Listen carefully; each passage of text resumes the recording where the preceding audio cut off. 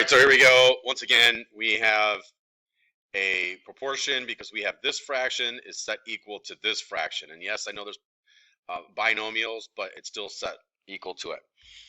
So I don't care if you choose to take the bottom to the top or the top to the bottom. It doesn't really matter. It doesn't matter which one goes first. I would suggest making one circle and one line so you don't get confused. So we're going to set that 2 times n minus 5. That's the distribution part. We set it equal because it's equal. And then the two that are not, you can clearly see. Some people got a little mixed up when they did 2 lines. And I know the first day I did it and I checked that and said, no, we better do it this way. So you can clearly see that part here, this part here. And then we follow our 5 steps. Distribute, combine like terms, get rid of the extra variable, add, subtract, multiply, divide. So here we're going to distribute, and we have 2 sets of distribute. We're not going to use that color. That color will not work. So I'm going to distribute. 2 times 1 is 2, and we add the ends. There's only 1. 2 times negative 5, negative 10. And we distribute on this side. 7 times n is just 7n. I know it's 7 times 1. Add the n. 7 times 1, 7 plus 7, correct. We're going to go ahead. There's nothing to combine. You can't combine here. You can't combine there. So there is an extra variable, which is the next one.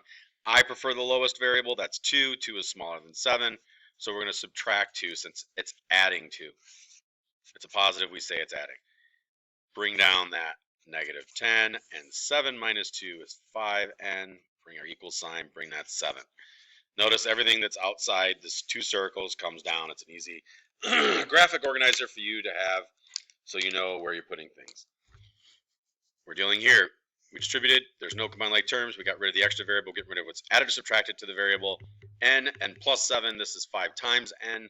It's always the part that's not. So here's 7 plus 7. So we're going to subtract 7 from both sides of the equation.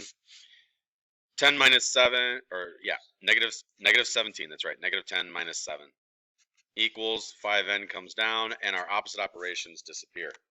They actually become 1, but 1 times, or they actually become 0.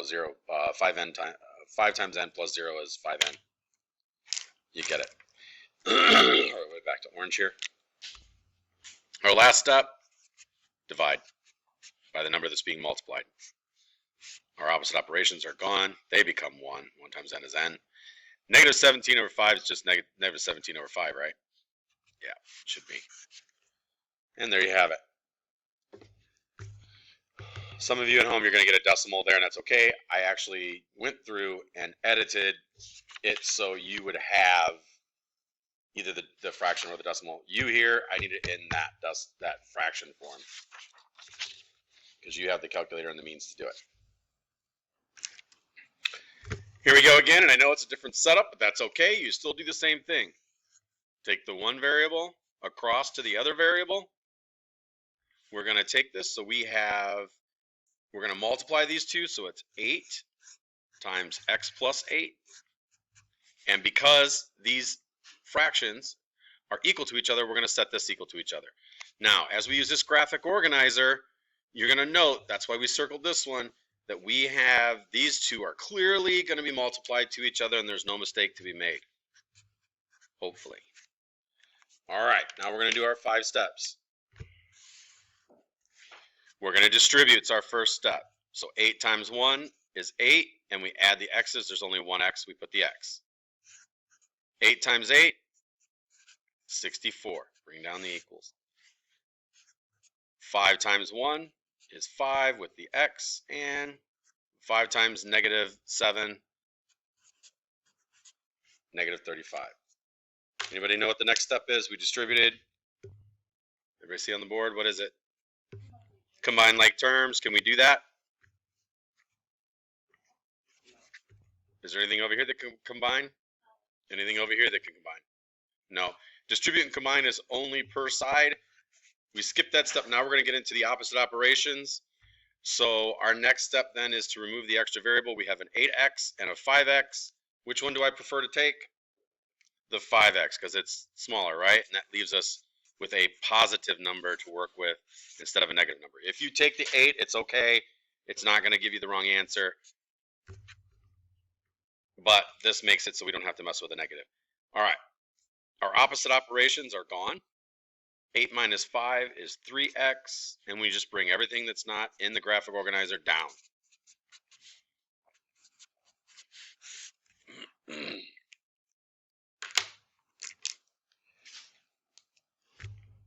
We are going to, the fourth step, remove what's added or subtracted. Anybody got a guess? The 3 or the 64? Chris, what do you think? 3 or the 64? Correct. That's correct. We do it on both. What we do on one side, we do on the other, right? Our opposite operations are gone. We're left with the 3x equals, and negative 35 minus 64.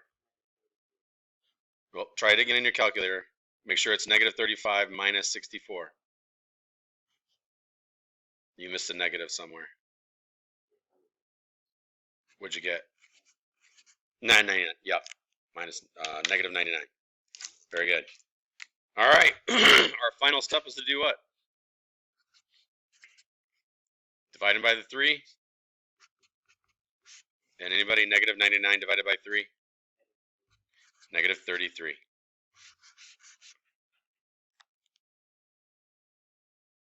And if you wanted to, we're not doing this right now, but if you wanted to know what this binomial is, you'd have to put negative 33 in there. So it'd be negative 33 minus 7, which would be negative 40 over 8. Okay? And you could reduce negative 40 over 8.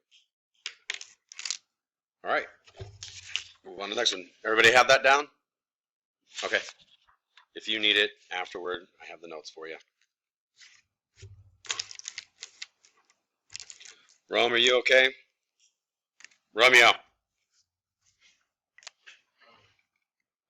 All right, here we go. Take one of your binomials. So if you're in the denominator, go to the numerator. We're going to multiply those two together, 7 times n plus 3. Set them equal to each other because these fractions are equal to each other. Then you can clearly see the opposite n goes over here. The ones that are not circled will multiply to each other. First step. Anybody? Distribute. Combine like terms is next. 7 times n, or sometimes 1 is 7. Add the n's, you got n. 7 times 3, 21. Distribute on the other side. 6 times 1 is 6. We have 1n. 6 times negative 6, negative 36. Now, Mary, what was it? The second step? And can we do it? No, we can't. Then we move on to our removing our extra variable. What should we take, the 7n or the 6n? Yeah, we'll take the 6. Can we take the 7 and be okay? We can be okay. We'll still get it, but you'll be working with a negative number. You have to make sure that you use that negative number to divide. You're going to divide both sides by a negative number, and sometimes we lose those negatives by accident, so it's best that we not work with them, but it's not going to be wrong. So 7 minus 6 is 1n. Bring down everything that's outside our graphic organizers, which is the 21, the equals, and the negative 36.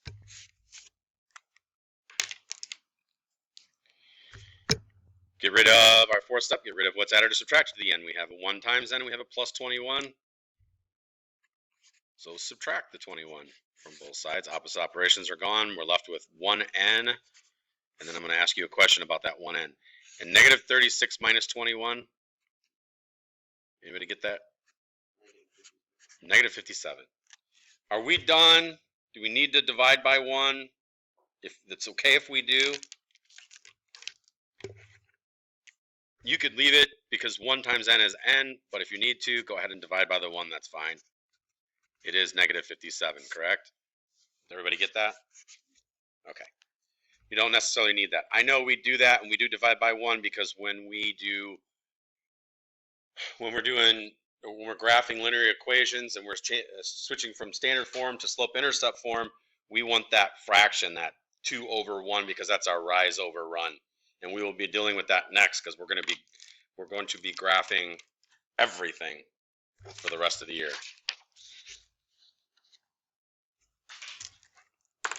All right, here we go. Last one, and here's another configuration. Doesn't matter which one you take, the top or the bottom. Just make sure you go across and switch.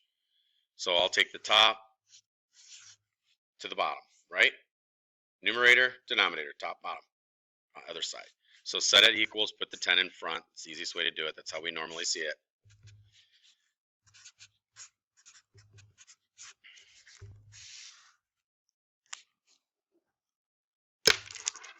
And of course, our second step, everybody had it already. We've checked already to make sure you understand, and you do. So I'm going to go through this one pretty fast. 10 times n, 10n, 10 times -1, -10. 5 times 1, 5. It has an n. 5 times 7, 35.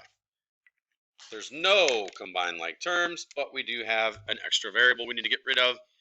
I always use the lowest number, which is 5. So we're going to subtract 5 from both sides. 5n. We want to take the n with, because we're getting rid of the variable. Our opposite operations are gone on this side. 10 minus 10n's minus 5n's, 5n's. Bring everything else down that's not in your organizers.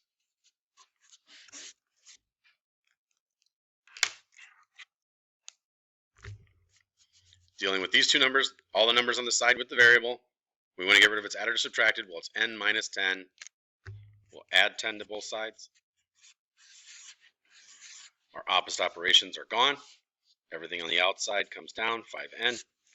35 plus 10, 45.